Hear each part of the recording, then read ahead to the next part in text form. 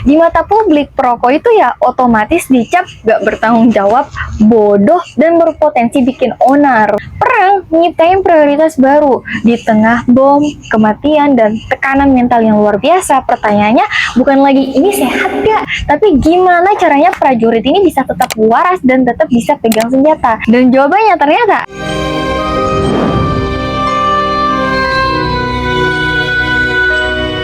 Hey guys, assalamualaikum. Ketemu lagi dengan aku Sarah Ladio, pencerita yang nemenin kamu dimanapun kalian berada. Oke lah, here comes the topic today, yaitu gimana caranya sebuah produk yang dulunya identik sama kemiskinan, kebodohan, bahkan kriminalitas, tiba-tiba berubah jadi simbol gaya hidup, kelas sosial, bahkan kesehatan, hanya dalam kurun waktu kurang dari setengah abad. Produk itu adalah rokok, dan ini bukan soal rokoknya, tapi soal salah satu rekayasa persepsi paling sistematis dan salah satu manipulasi persepsi terbesar yang pernah ada. Ada yang rancang, ada yang eksekusi, dan ada industri besar yang meraup keuntungan super gede sampai hari ini, Gimana semua itu bisa terjadi? Simak baik-baik, let's jump into the story.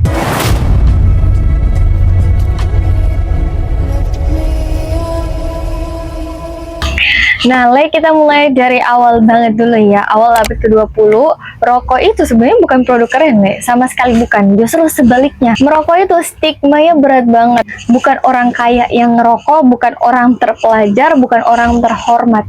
Yang ngerokok itu ya gelandangan, penjahat, imigran, pokoknya orang-orang yang di pinggiran masyarakat gitu. Kenapa bisa begitu? Jadi gini, cara merokok itu dianggap terlalu buru-buru, terlalu murahan. Laki-laki terhormat pada zaman itu pakainya cerutu, pelan, tenang, berkelas. Nah, rokok itu kesannya kayak buru-buru, gak sabaran, gak ada wibawa-wibawanya sama sekali.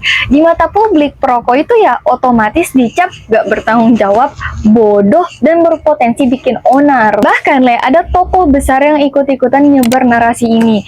Siapa dia? Henry Ford, bapaknya industri otomotif Amerika. Tahun 1914 dia aktif banget nyebarin pamflet yang mengaitkan rokok sama kebodohan dan kejahatan. Serius dia, jadi si Henry Ford ini menaruh rokok dalam kategori yang sama kayak alkohol dan judi, dan dia bilang hampir semua kriminal itu adalah rokok berat. Jadi dia lagi ngebangun narasi bahwa rokok itu adalah gerbang menuju perilaku menyimpang. Akibatnya laki-laki dewasa yang dihormati nggak bakal mau kelihatan ngerokok di depan umum. Soalnya itu sama aja kayak mengumumkan ke orang-orang, gue ini preman jalanan gitu. Jadi kayak laki-laki terhormat pada zaman itu nggak mau lah ngerusak image-nya sendiri. Belum lagi para aktivis kesehatan zaman itu juga ikut menyerang.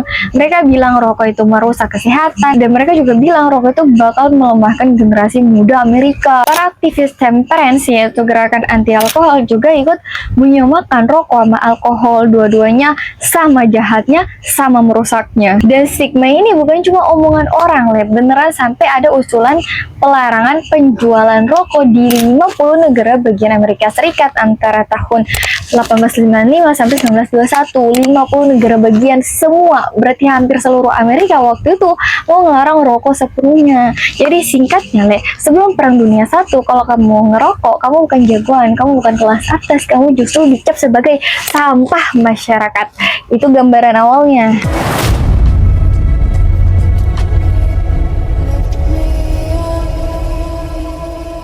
Nah, sekarang masuk ke bagian yang paling gila. Karena kalau tadi kita ngomongin betapa jeleknya citra rokok sebelum perang, sekarang kita ngomongin gimana semua itu berbalik 180 derajat.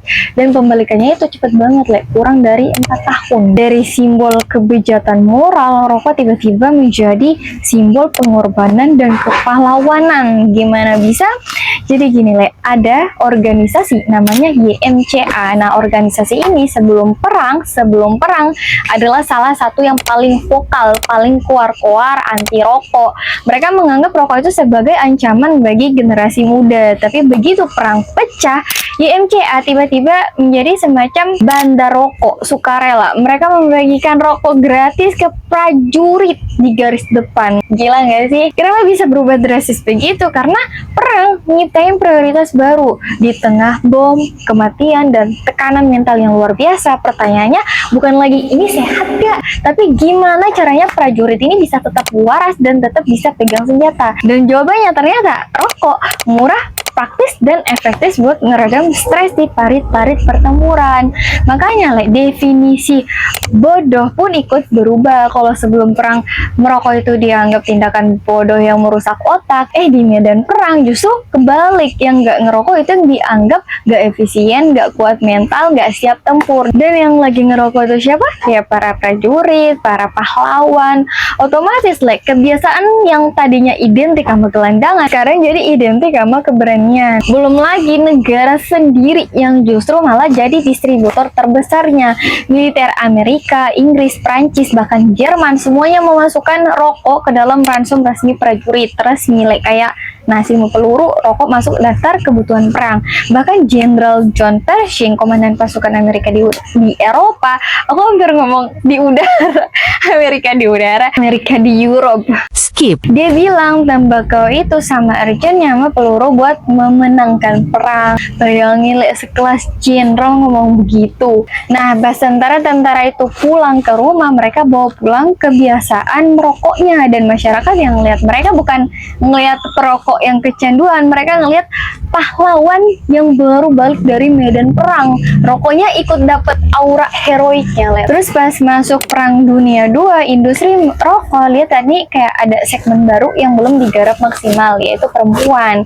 Nah, cara mereka masuknya itu cerdik banget. Brand kayak Camel mulai memasang iklan di majalah Vogue, bukan iklan biasa tapi iklan yang menyelipkan perempuan berseragam kayak perawat, pengemudi ambulans, pekerja pabrik bersenjata, perempuan-perempuan yang lagi berjuang buat negaranya. Sebenarnya tuh mereka ngelakuin dua hal sekaligus, itu yaitu pertama mereka menormalisasikan rokok untuk perempuan, tapi bukan perempuan sembarangan, perempuan kayak yang terhormat, patriotik, dan yang berdedikasi. Kedua, mereka menggunakan momentum pergeseran sosial yang saat itu lagi beneran terjadi, di mana perempuan mulai mengisi peran-peran yang tadinya cuma milik laki-laki. Jadi di saat itu rokok itu kayak bukan lagi kebiasaan orang-orang miskin. Jadi persepsinya tuh diubah. Di perokok adalah aksesoris perempuan modern yang kuat, aksesoris pahlawan. Narasi lama yang menghubungkan rokok sama degradasi sosial udah hancur total. Siapapun yang ngerokok sekarang, laki-laki, perempuan, tentara, pekerja pabrik, bisa mengklaim itu sebagai tanda keberanian, bukan kerendahan. Bener-bener kebalik total gitu, 180 derajat berubah.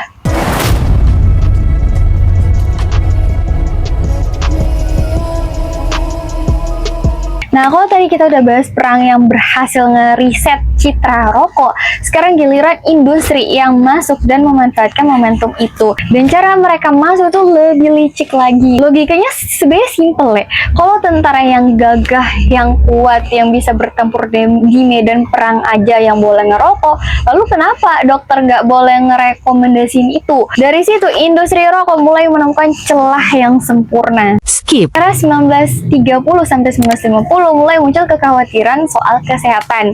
Orang-orang mulai nanya-nanya nih, ini rokok sebenarnya aman gak sih? Nah, industri rokok ngejawabnya bukan dengan transparansi, bukan dengan penelitian jujur.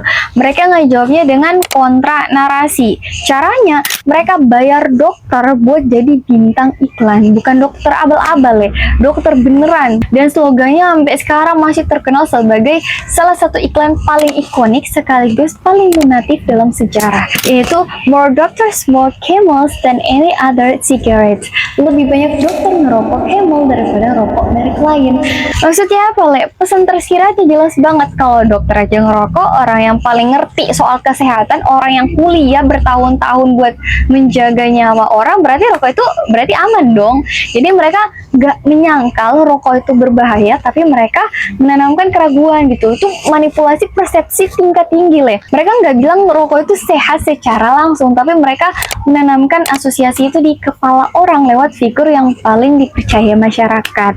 Dan iklan-iklan ini menyebar di mana-mana, majalah arus utama kayak Vogue, koran, billboard, semuanya. Dan plot twistnya ya, waktu itu ternyata di balik semua iklan dokter itu, industri rokok udah tahu. Mereka udah tahu dari dulu kalau rokok itu sebenarnya berbahaya. Dokumen-dokumen internal perusahaan rokok yang bocor di tahun 1990-an mengungkapkan fakta ternyata kalau sejak tahun 1950-an para eksekutif dan peneliti internal mereka sendiri udah punya bukti bahwa rokok ini berbahaya, bahwa rokok itu menyebabkan kanker. Tapi apa yang mereka lakuin sama informasi itu, mereka pendam, mereka tutupin, dan di luar mereka tetap pasang iklan dokter, tetap nanam keraguan di benak publik selama puluhan tahun. Jadi mereka bukan cuma nggak transparan, mereka secara aktif berbohong padahal tahu persis apa yang mereka jual.